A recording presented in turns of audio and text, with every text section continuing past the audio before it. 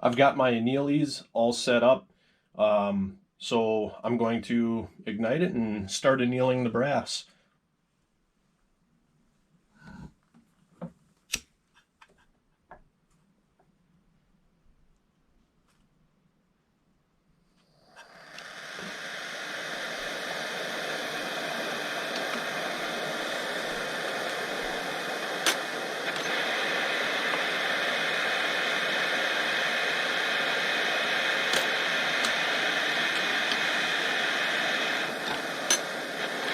So this is something that I had set up ahead of time from the last time that I used it. And so in regards to how to set it up, I will end up making a separate video for that sometime down the road. But once you have it set up for something, if you don't change it, it's the simplest thing. You just hook up your gas and light it up and hit the go button and you're ready to rock and roll.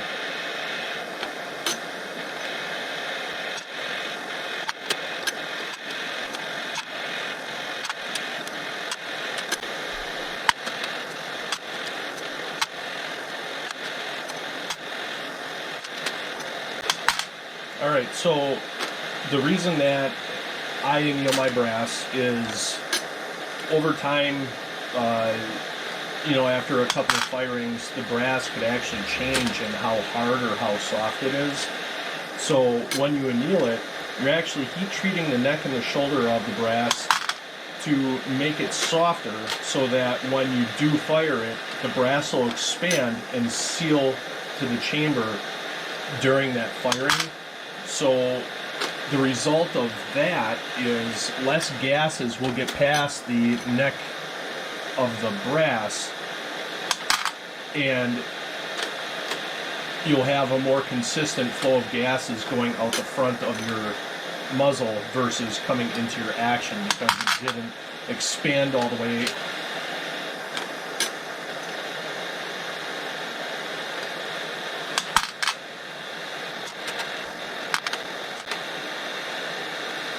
When I started this video, I had the 100 pieces of brass that I've been machining this whole time. I also still have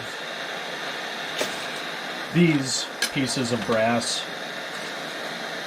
that have already been machined on a previous setup, and the only thing left to do to them is annealing.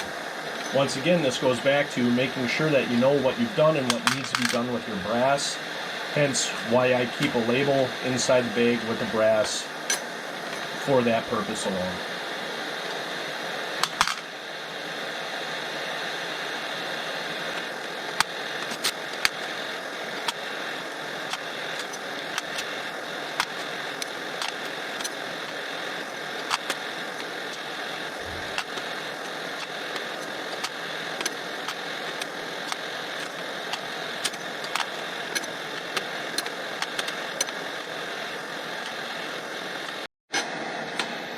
I've got all the first 100 pieces of brass annealed. Now I'm loading it up with the 44 pieces that I had from a previous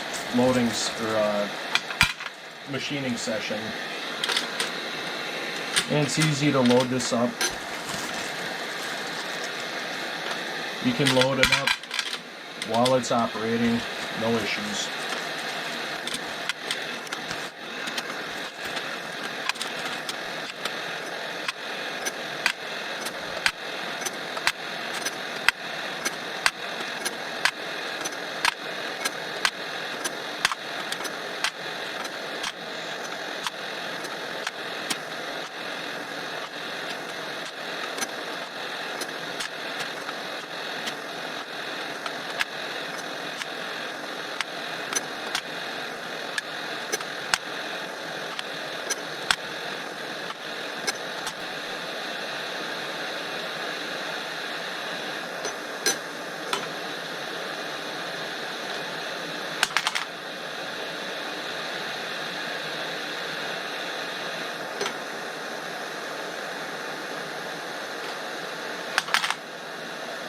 Alright, that's all set.